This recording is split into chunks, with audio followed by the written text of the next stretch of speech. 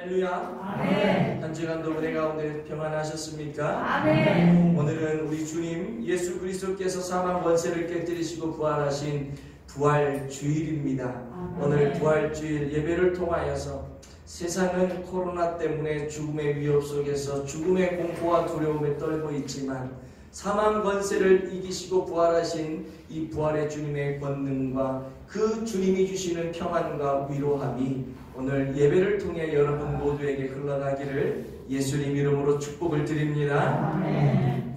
예전에 어떤 분이 저에게 이런 말씀을 하신 적이 있어요. 그게 뭐냐 하면, 목사님, 예수님이 정말 죽었다가 살아나셨나요? 저는 오랜 신앙생활을 했지만 이 부분이 참 이해가 안 되고 믿으려고 해도 믿겨지지 않는데 어떻게 하면 좋죠? 여러분들은 어떠세요? 예수님께서 부활하셨다는 사실이 믿어지시나요? 아멘. 아멘. 아멘 하신 분도 있고 아멘을 하고 싶은데 입이 안 떨어지는 분도 있고, 이 마음에 아멘, 나도 저렇게 크게 아멘 했으면 좋겠는데 아멘이 안 나와서 입을 꾹 다물고 제 눈만 쳐다보시는 분도 계시고 그런 것도 같아요. 제가 알고 있기로는 오늘날 기독교 신자들 중에 예수님의 부활, 교회는 열심히 나오고 말씀은 열심히 듣는데 예수님의 부활에 관한 이 부분을 마음속에 와 닿아서 믿는 성도들이 많지만 그들 중에 그것이 못 믿어져서 힘들게 신앙생활을 하는 분들도 상당수 있다고 제가 들었습니다. 왜 그럴까요? 제가 생각을 해보니까 우리가 살아가는 이 세상의 가치관들 때문에 그러지 않겠나 싶은 생각이 들어요. 처음에는 예수님을 믿고 예수님이 그런 분이구나, 하나님이 그런 분이구나, 그래서 예수님을 믿고 말씀을 들으면서 믿음이 들어가고 교회를 열심히 다니고 신앙생활도 하고 봉사도 하고 하는데 어느 순간 세상 사람들이 하는 말이, 야, 어떻게 죽었던 사람이 살아나? 예수가 그걸 한다고? 예수도 그냥 이 세상에 온 사람 중에 하나야. 4대 성인 중에 한 사람은 맞긴 하지만 예수가 그런 거 할 수 있겠어? 라고 이런저런 얘기들을 하다 보니까 또 안티크리스천들 중에는 그런 것들을 부정하면서 이런 이야기를 쓰고 저런 이야기를 쓰고 이런 영상을 만들어서 유튜브에 올리고, 그러다 보니까 나도 모르게 그런 것들을 접하고 내 주변에 있는 사람들이 야, 아니야 그런 거 아니야 라고 이야기를 하니까 나도 모르게 처음에는 그 예수님이 믿어지고 하나님이 나를 향한 얼마나 크신 사랑으로 내게 임하셨는지 알았는데 자꾸 그런 것들을 접하다 보니까 나도 모르게 믿음이 식어지고 그것이 긴가민가해지는, 교회는 나오고 말씀을 듣는데 마음에 기쁨이 없는, 좋은 말씀을 하면 아멘하고 도덕 윤리적인 말씀을 하면 너무 좋고 그래서 교회에 오긴 하는데 예수님의 부활이라든지 신적인 어떤 권능을 이야기하고 교리적인 이야기를 하게 되면 이게 진짜 그런가? 라고 생각되어지는 성도들이 한국교회 신앙인들 중에 알게 모르게 많이 있다라고 하는 그런 이야기를 들은 적이 있습니다. 여러분, 그런데요, 이런 모습이 오늘 21세기를 살아가는 우리 이 현대 이 시대에만 있는 것이 아니라 2000년 전 바울이 고린도 교회를 개척하고 거기에서 복음을 전했을 그 당시에도 이런 일들이 일어났습니다. 제가 고린도 전서를 계속 쭉 강의를 해오고 있는데 7장 부분을 강의할 때 제가 이런 얘기를 했어요. 뭐냐 하면 7장부터 끝장까지는 어떤 이야기냐 하면 고린도 교회 안에 이러저러한 일들이 일어나기 시작했는데 자기들이 해결이 안 되니까 바울 사도님 이거 어떻게 된 겁니까? 이렇게 질문을 했다 그랬죠. 그리고 그 질문에 대한 대답을 7장부터 쭉 얘기를 해주고 있는, 답변을 해주고 있는 게 이 고린도전서의 이 부분이라고 말씀을 드린 적이 있어요. 오늘도 마찬가지예요. 고린도 교회 안에 부활에 관한 논쟁이 일어난 겁니다. 그래서 바울에게 물어봤더니 바울이 야 그거는 이런 거야 라고 대답을 한 것이 고린도전서 15장의 내용이라고 하는 것이죠. 이 사람들도 마찬가지예요. 한참을 예수 믿고 바울에 의해서 복음을 듣고 하나님을 열심히 믿다가 어느 순간 아니 세상에서 사람들이 이런저런 얘기들을 하는 거예요. 그러니 처음에는 그런가 하고 믿었는데 속된 말로 정신 차리고 나니까 내가 그때 왜 믿었지? 무슨 근거로 믿었지? 분명히 그때 성령이 역사하셔서 믿게 했는데 내 이성을 자꾸 돌리다 보니까 이성적으로 납득이 안 되는 거예요. 그렇잖아요, 여러분. 어떻게 죽은 사람이 살아날 수가 있고 사람이 어떻게 물 위를 걸어갈 수가 있고 처녀가 어떻게 아이를 낳을 수가 있고 이성적으로 생각하면 하나도 믿을 수가 없는 이야기가 성경에는 많단 말이에요. 근데 성령의 은혜로 말미암아 그것들이 내가 믿어졌다니까요. 그래서 믿기 시작했다니까요. 근데 사람들이 자꾸 얘기해. 야 어떻게 남자도 알지 못하는 사람이 애를 낳을 수가 있어. 어떻게 사람이 물 위를 걸어갈 수가 있어. 자꾸 이성적으로 접근을 하고 우리가 살아가는 이 시대의 세계관을 가지고 접근을 하다 보니까 성경이 안 믿어지는 거예요. 이게 진짜 그런가? 진짜 그럴 수가 있을까? 이런 생각이 되는 거죠. 그러면서 내 안에 있는 믿음이 점점 사그라들기 시작을 하는 거예요. 그래서 예수님의 부활을 처음에는 믿었는데 안 믿어지는 거예요. 그 당시에 사도 바울이 살던 그 당시에 이 유대 땅을 지배했던 철학 사상이 있는데 그게 헬라 철학이라고 그랬잖아요. 헬라 철학은요 이원론이라고 그랬어요. 영과 육이 있는데 영은 선한 것이고 육은 악한 것이고 영은 영원한 것이고 사멸하지 않아요. 영은 죽지 않아요. 그런데 육은 죽어요. 그러니까 이런 이원론적인 체계를 갖고 있던 그 시대적 상황이 있는데 성경에서 뭐라 그러냐면 죽은 자가 부활했다라고 하는 거예요. 예수님이 부활했다는 거예요. 부활했다라고 하는 것은 뭐냐면 영과 육이 다 죽었다가 영과 육이 다 살아나는 거예요. 근데 이 헬라 철학 속에서 살아가는 사람들은 이해가 안 되는 거예요. 아, 영이 죽지 않는 건 내가 인정해. 영원 불멸은 내가 인정해. 그런데 육은 죽게 되어 있거든. 자기들 사상에 의하면. 근데 성경은 죽었던 게 다시 살아난대. 그러니까 자기들이 알고 있는 지식과 성경에서 말하는 지식이 다른 거예요. 여기에서 혼돈이 오는 겁니다. 그래서 예수를 믿었지만 교회를 다녔지만 고린도 교회 안에서는 부활이 없다라고 얘기하는 사람들이 생겨나기 시작한 거죠. 그래서 그 안에 문제가 된 거예요. 그래서 바울이 아니다. 몸의 부활이 있다. 예수님이 그렇게 부활하셨다. 그 증거를 내가 대겠다라고 하면서 고린도전서 15장을 쓰기 시작을 하는 것이죠. 여러분, 예수님의 부활이 확실하다는 사실, 바울이 첫 번째 예를 드는 게 있는데요. 그게 뭐냐면 이겁니다. 시작. 예수님의 부활을 본 많은 증인들이 있기 때문입니다.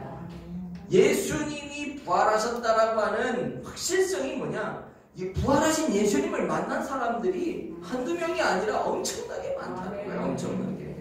4절에서 8절까지의 내용을 한번 읽어보도록 합니다. 시작. 장사 지낸 바 되셨다가 성경대로 사흘 만에 다시 살아나사 게바에게 보이시고 후에 12 제자에게와 그 후에 500여 형제에게 일시에 보이셨나니 그 중에 지금까지 대다수는 살아있고 어떤 사람들은 잠들었으며 그 후에 야고보에게 보이셨으며 그 후에 모든 사도에게와 맨 나중에 은사되지 못하여 난 자 같은 내게도 보이셨느니라. 아멘. 여러분 이게 아멘이 되세요?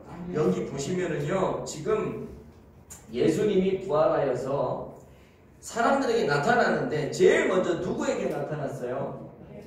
게바에게요. 게바. 그 다음에 누구에게 나타났어요? 12제자. 여러분 게바가 누구예요?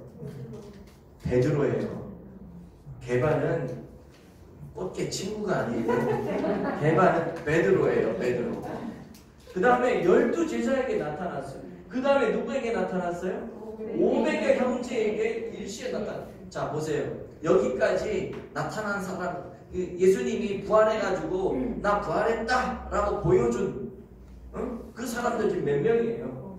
500여 형제. 그러니까 500 정확히는 모르겠지만 그쯤 된다는 거잖아요. 500명으로 잡았을 때 500명, 12제자, 12명, 512명, 개바, 그죠? 그럼 개바 한 명이면은 뭐예요? 513명, 그죠? 자, 그 다음에 또 보세요. 그 후에 야고보, 그리고 모든 사도는 뭐예요? 12사도를 제외한, 그러니까 여러분들도 다 사도라고 볼 수가 있죠. 12사도를 제외한 수많은 사람들이 예수님을 따라다니며 예수님의 복음을 전했던 그 모든 사도. 그런데 중요한 게 뭐냐면 수를 헤아릴 수 없겠죠. 그러니까 앞에 본 것만 해도 513명인데 거기에 모든 사도 이거 하나에 얼마나 많은 숫자가 들어갔는지 몰라요. 게다가 여기에 나와 있는 이 숫자는요, 여자와 어린아이를 제외한 숫자. 그러니까 여자와 어린아이를 포함했다면 수천 명이 됐을 거예요. 그 사람들에게 예수님이 지금 어떻게 해요? 나 부활했다 라고 나타난 겁니다. 그리고 그 사람들이 다 그걸 봤어요. 그리고 이 고린도전서가 지금 기록되어지는 시기가 언제냐면 AD 55년에서 57년 정도 되는데 예수님이 33살에 돌아가시잖아요. 그죠? 그러면 33년에 예수님이 돌아가셨다면 이 고린도전서가 쓰여지는 당시가 55년, 57년이면 예수님이 돌아가신 이후에 한 20년이 지난 그 시기에도 뭐예요? 살아있는 사람들, 그 중에 지금까지 대다수는 살아있고 예수님을 본 사람들이 지금까지도 살아있다는, 증인들이 지금까지 있다는 거예요. 엄청난 숫자죠. 그런데 성경에 보면은요, 이 증인의 숫자를 몇 명으로 규정을 하냐면 2명이나 3명 정도만 증인이 있으면 이게 법적인 효력을 나타내게 되어 있었어요. 구약 성경에 보시면 이런 말이 있죠. 신명기 19장 15절 한번 읽어볼게요. 사람의 모든 악에 관하여 또한 모든 죄에 관하여는 한 증인으로만 정할 것이 아니요 2 증인의 입으로나 또는 3 증인의 입으로 그 사건을 확정할 것이며. 아멘. 그러니까 증인은 나 혼자 봤다고 증인이 될 수 없고 최소한 2명이나 3명. 그 사람이 입으로 얘기를 하면 아 그거 맞아 라고 인정을 한다는 거예요, 법으로. 그런데 예수님의 부활을 보고 예수님의 부활을 이 입으로 증거하는 사람이 지금 수천 명이라고. 그러면 예수님의 부활이 가짜예요, 진짜예요? 이거는 조사할 필요도 없는 거야. 그런데 예수님의 부활을 본 많은 증인들이 이렇게 있음에도 불구하고 사람들은 뭐라고요? 그거 어떻게 죽은 자가 살아나? 이렇게 얘기를 해요. 말이 안 되는 거죠. 다툼을 할 이유가 전혀 없어요. 우리는 그냥 예수님이 부활하셨다고 선포하기만 하면 되는 거죠. 필립 샤프라고 하는 이 사람이 쓴 역사적 기독교라고 하는 책에 보면요, 1세기, 그러니까 1세기가 이제 100년까지가 이제 1세기잖아요, AD. 근데 1세기 말에 예수를 믿는 사람들이 그 시대에 500만 명이면 엄청난 거예요. 예수님이 33년에 돌아가셨다 치면 1세기 말이면 99년도거든요. 그러면 이게 한 70년 동안 예수님을 믿는 사람들이 500만 명으로 막 숫자가 늘어나는 거예요. 무슨 얘기를 하려고 하냐 하면 예수님의 부활이 거짓이고 예수님의 부활이 제자들에 의한 사기 행각이었다면 어떻게 그들이 그 당시에 바로의 핍박이 있었잖아요. 바로가 예수 믿으면 막 다 죽이고 성경책 불태우고 화형시키고 엄청난 핍박이 있었음에도 불구하고 그 핍박을 뚫고 그 1세기 말까지 500만 명이라고 하는 엄청난 숫자가 예수를 믿었다는 것은 예수님의 부활이 진짜라는 거예요, 아니라는 거예요. 예수님의 부활을 본 사람들이 내가 예수님이 부활하셨다는 봤다, 난 확실히 예수님을 믿는다, 내 눈으로 봤다니까, 이런 사람들이 엄청나게 많았기 때문에 그 신앙이 이어지다 보니까 그런 핍박 속에서도 생명 내놓고 내 신앙 지키는 사람들이 500만 명이 됐다는 거예요. 이게 예수님의 부활이 역사적인 사실이라고 합니다. 그거를 지금 바울 사도가 고린도 교인들에게 예수님의 부활을 믿지 못하고 육체의 부활을 믿지 못하는 그 교회 안에 있는 성도들에게 이야기하고 있는 거예요. 야, 니들 그거 헷갈릴 게 아니야. 의심할 게 아니야. 이렇게 본 사람들이 많은데 지금 그 얘기하는 거거든요. 또 예수님의 이 부활이 확실한 이유는 뭐냐면 두 번째로 이런 겁니다. 시작. 부활하신 예수님을 만난 제자들의 변화된 모습에서 발견될 수 있습니다. 아멘. 예수님을 만나면요, 부활하신 예수님을 만나면요, 삶이 변하게 되어 있어요. 아멘. 근데 예수님을 만난 사람들의 삶이 완전히 180도 다 바뀌었다니까요.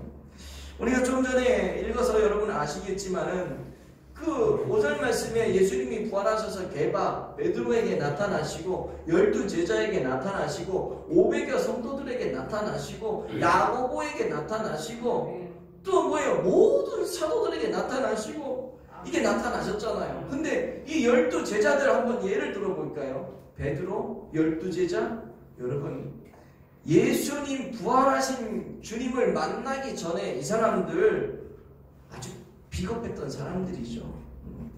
예수님, 내가 무슨 일이 있어도 주님을 내가 따르겠습니다. 그랬다가 예수님 십자가에 못 박히고 막 그러니까 어떻게 돼요? 다 도망가요. 다 도망가요.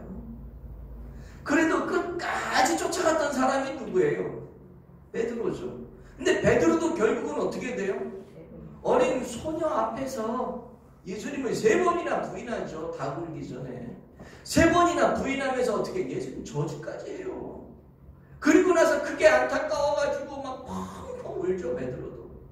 결국 이렇게 연약했던 사람들이 예수님의 제자들이었어요. 근데 부활하신 예수님을 만나고 나서 이 제자들이 어떻게 바뀌었는 줄 아세요? 내 목숨 내놓고 복음을 증거하게 됩니다. 순교해요. 12제자들이 다 순교해요. 예수님을 만나고 부활하신 주님을 만나고 겁쟁이들이 아주 용감하게 복음을 증거하는 그런 사람들로 바뀐 거죠. 생명 내놓고 그 일을 하게 된 거예요. 완전히 바뀌었어요. 뿐만 아니라 바울 같은 경우에도 그렇죠. 8절 말씀에 여러분 이런 말씀이 있어요. 시작. 맨 나중에 만삭되지 못하여 난 자 같은 내게도 보이셨느니라. 아멘. 만삭되지 못한 나. 만삭되지 못한 나. 이게 어떤 의미일까요? 난 생기다 말았어. 뭐 이런 거 아니겠어요? 쉽게 얘기해가지고. 만삭되지도 못한 나. 나는 인간 같지도 않은 인간이야. 난 생기다 말았어. 아주 보잘것 없는 그런 인생이야. 난 태어나지 못할 뻔했는데 태어났어. 뭐 이런 거잖아요. 자기를 이렇게 아주 낮추고 겸손한 모습으로 자기를 지금 표현해주고 있는 거죠. 그러나 바울은요 사실 그런 사람이 아니었어요. 아주 위대하고 존경받고 힘이 있고 강하고 큰 자였습니다. 예수님을 만나기 전에 이 바울의 이름이 뭐였습니까? 사울이요. 사울이라고 하는 뜻이 뭐죠?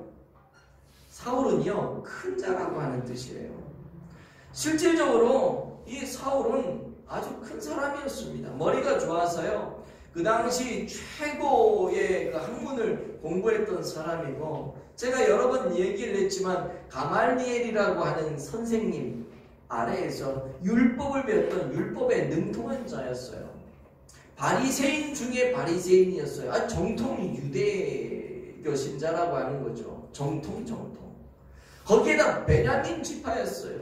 베냐민 지파라고 하는 것은 왕족이라고 하는 겁니다. 사울이 베냐민 지파잖아요. 왕족이 왕족. 사울 왕을 얘기하는 거죠. 여기서는 사울이 왕족이었어요. 그러니까 이게 뭐냐면은 베냐민 지파 나 왕족이었고 율법에도 흠이 없었어. 전혀 흠이 없는 그런 사람.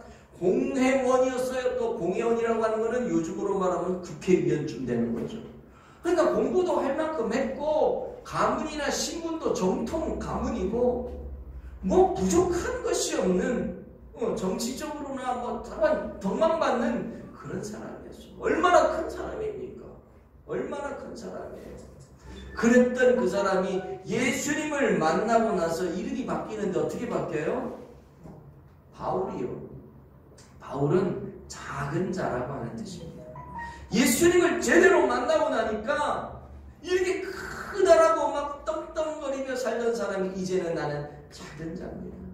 나는 죄인 중에 괴수입니다. 나는 만사 뜻이 못하여 태어난 자입니다. 그렇게 고백을 하고 있는 것이죠.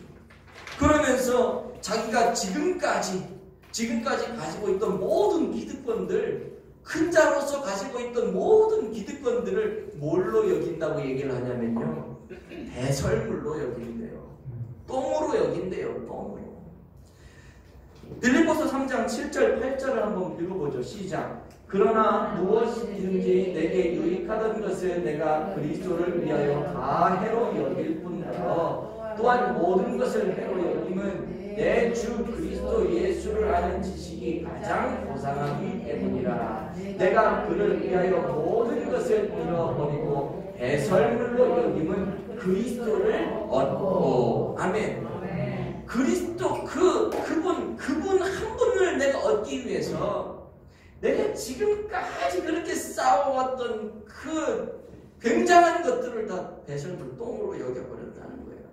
그 인생이요 180도 완전히 바뀌었어요.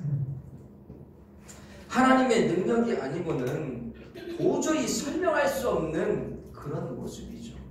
오늘 10절 모습 한번 볼까요? 10절 시작. 그러나 내가 나된 것은 하나님의 은혜로 된 것이니 내게 주신 그의 은혜가 헛되지 아니하여 내가 모든 사도보다 더 많이 수고하였으나 내가 한 것이 아니요 오직 나와 함께 하신 하나님의 은혜로다. 아멘. 아멘. 여러분 이 짧은 문장 속에 나라고 하는 표현이 6번 나오고요. 의미로 따지면 한 10번 정도가 나오는데요.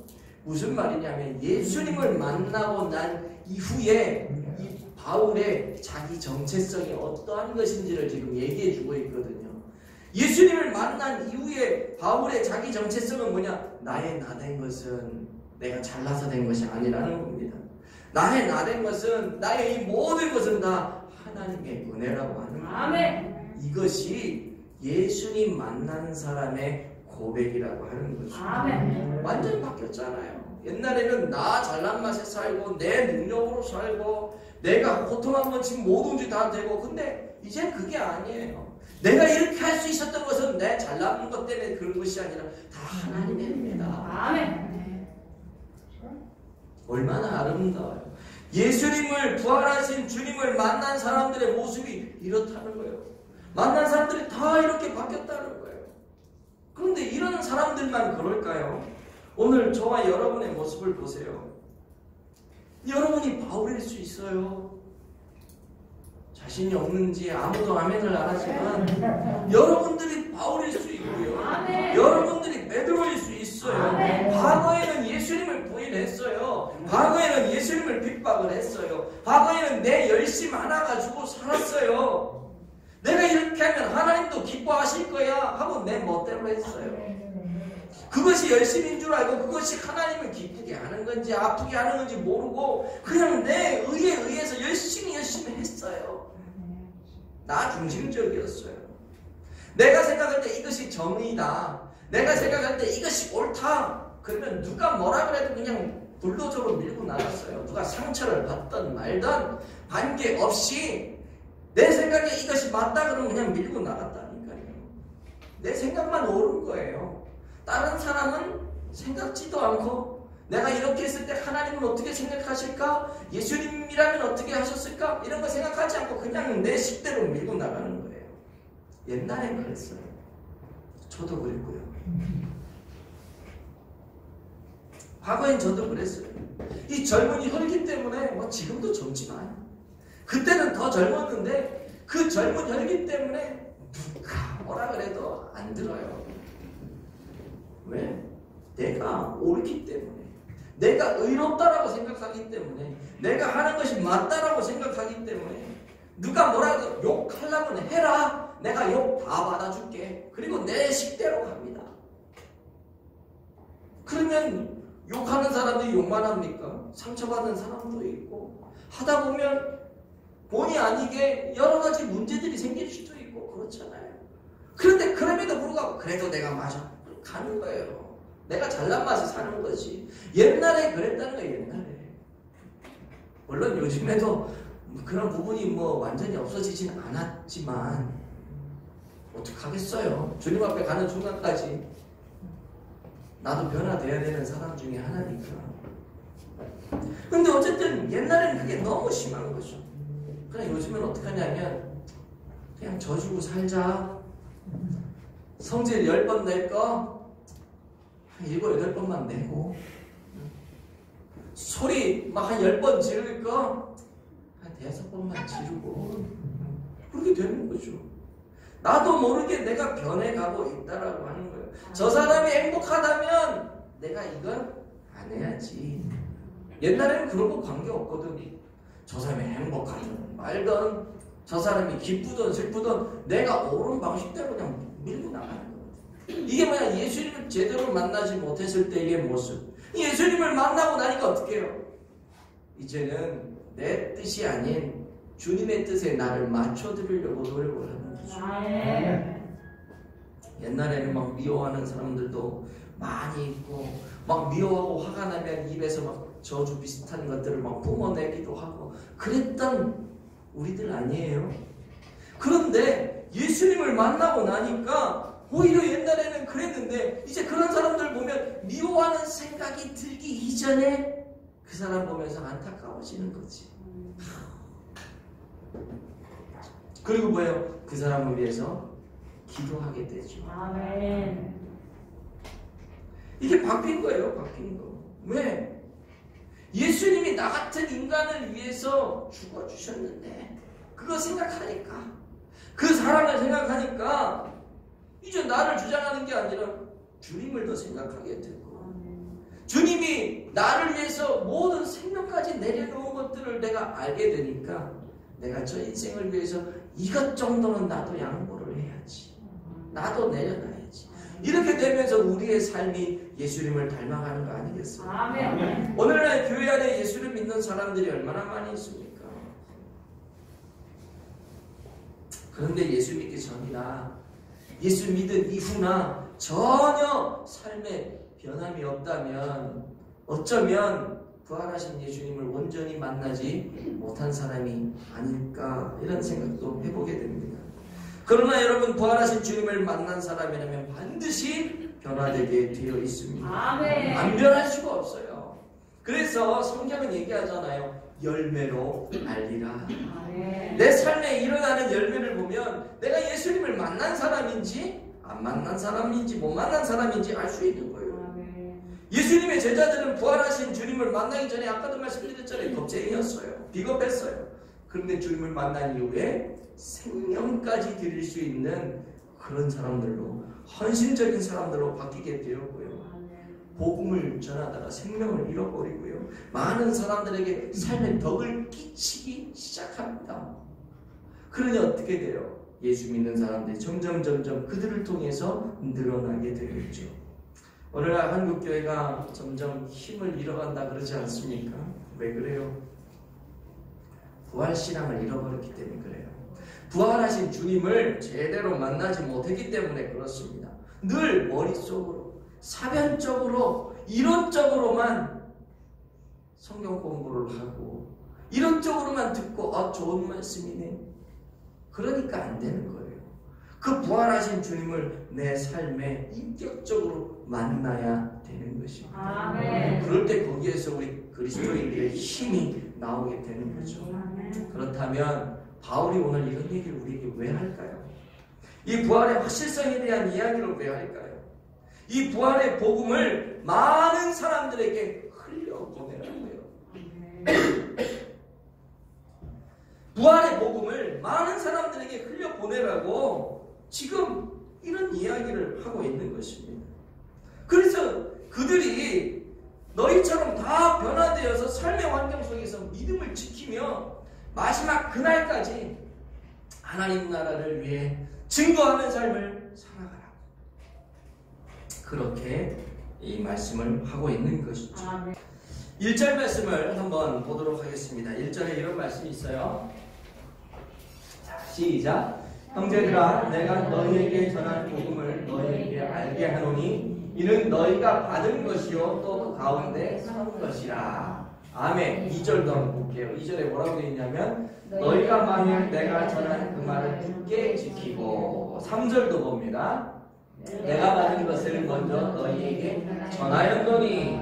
아멘. 지금 여기에서 바울이 계속 얘기하는 게 뭔 것 같아요? 제가 빨간 걸로 표시를 했죠?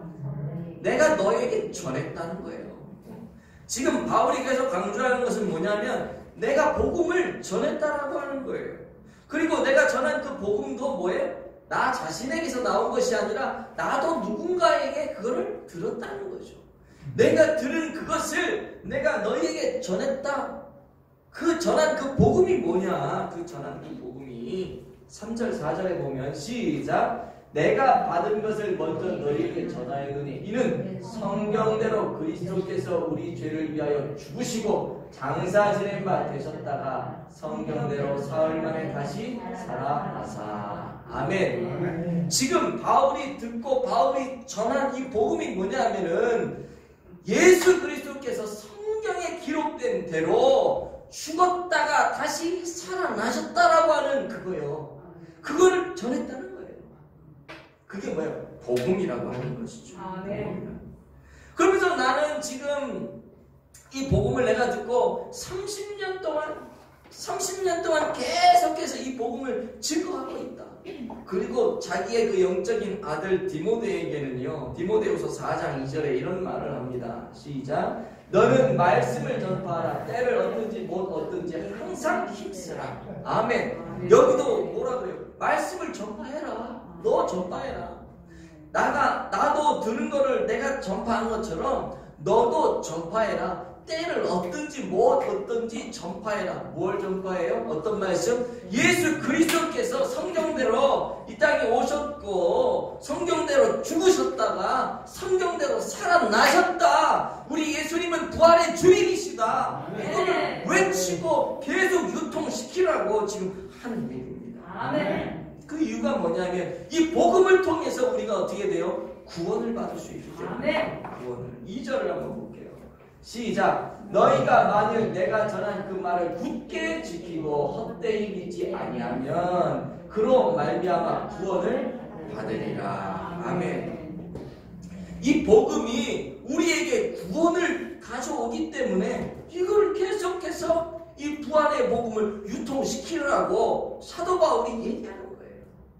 그래서 부활의 확실성도 얘기하는 것이고 내가 들은 거를 나도 너희에게 전한다라고 얘기하는 것이고 그러니 너희들도 증거해라. 그래서 너희들처럼 수많은 사람들이 힘들고 어려운 환경 속에서도 이 복음을 붙잡고 끝까지 믿음을 지킬 수 있도록 그래서 하나님 오시는 그날 구원 승리받을 수 있는 그런 아름다운 인생이 될 수 있도록 그렇게 해라 라고 지금 바울이 얘기를 하고 있는 것이죠. 여러분, 복음은 이 어둠과 두려움으로 점철되어 있는 이 세상 속에서 우리를 구원하는 능력이 있습니다. 아멘. 지금 세상은 코로나로 인하여서 막 사망의 두려움과 그 공포감에 휩싸여서 우리의 모든 삶이 위축되어져 있고요. 그렇잖아요. 사실 우리도 여기 앉아 있지만은 사실 예배 끝나면 빨리 돌아갈 생각하잖아요. 누구랑 악수도 못하고 대화도 못하고 마스크 쓰고 예배 드리고 예배만 끝나면 인사도 안 하고 바로 내빼는 경우들이 얼마나 많아요. 현실이 그렇잖아요. 사실 두려움이 있잖아요. 우리가 예배를 드리지만 그런 두려움이 있단 말이에요. 제가 좀 전에 기침을 했더니 사람들이 막 또 긴장을 막 하는데 걱정하지 마세요. 먼지가 들어가서 그래요. 걱정 안 해요. 어쨌든 간에 여러분 이런 공포 속에 우리가 살아가는데요. 얼마나 마음이 불안하고 평안이 없어요. 그러나 구원받은 하나님의 사람은 부활하신 주님을 만난 그 인생은 하나님이 주시는 평안함으로 인해서 평안할 줄로 믿습니다. 아멘. 여러분, 우리가 뭐 돈 많은 사람, 돈이 우리를 평안하게 하나요? 돈은요, 편리하게 날 수 있겠지. 그러나 우리를 평안하게 하지 못해요. 돈 많이 가지고 있는 사람들, 주식 많이 사놓은 사람들, 주식 뚝뚝 떨어지면 얼마나 불안한지 몰라요. 돈 많이 있다고 평안한 게 아니야, 사실은. 그게 우리를 평안하게 하지 못해요. 얼마 전에 제 아내가 이번 주인가? 여보 이런 기사가 있어. 그리고 보여주는데 뭐냐면 기업이 큰 건물을 막 매각을 해버리는 거야. 그리고 현찰을 쥐는 거지. 그런 기사가 있었더라고요. 그래서 제가 그랬어요. 아이고, 저거 왜 그러지? 이제 이 시대가 어떻게 흐를지 모르니까 이 돈을 쥐고 있겠다는 건가? 현찰로 내 손바닥 안에 쥐고 있겠다는 건가? 그렇게 하면 좀 안전해서 그런가? 이런 생각을 잠깐 했는데요. 그러면서 드는 생각이 뭐냐 하면 건물도 쓸데없어서 현찰을 들고 있으면 그게 안전할까? 아니라는 거죠. 이거 이 종이 쪼가리 이렇게 어찌 보면 우리한테 뭐가 중요해요. 그거 그냥 불타면 다 없어지고 그것이 우리에게 평안을 주지 못해. 사람들은 그거를 쥐고 있으면 내가 평안할 것 같고 내가 든든할 것 같고 해서 거기에 생명을 거는데 그게 우리의 마음에 기쁨을 주고 평안을 주지 못한다는 거죠. 정말로 중요한 것은 전능하신 하나님이 나와 함께 하심으로 모든 위험과 어려움과 죽음의 공포 속에서도 나를 구원해 주신다는 그 믿음이요. 아멘. 그 믿음이 우리로 하여금 진짜 평안을 주는 거 아니겠어요? 아멘. 그러니까 여러분들 지금 여기 나와 앉아 계시죠? 아멘.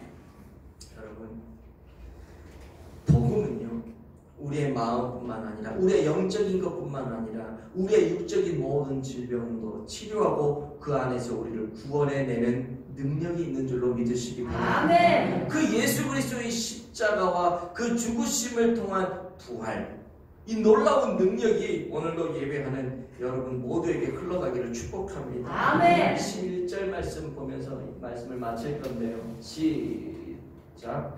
그러므로 나나 그들이나 이같이 전파하며 너희도 이같이 믿으리라. 아멘. 나도 그렇고 그들도 그렇고 이렇게 전파를 했기 때문에 너도 믿었고 나도 믿는 거 아니냐.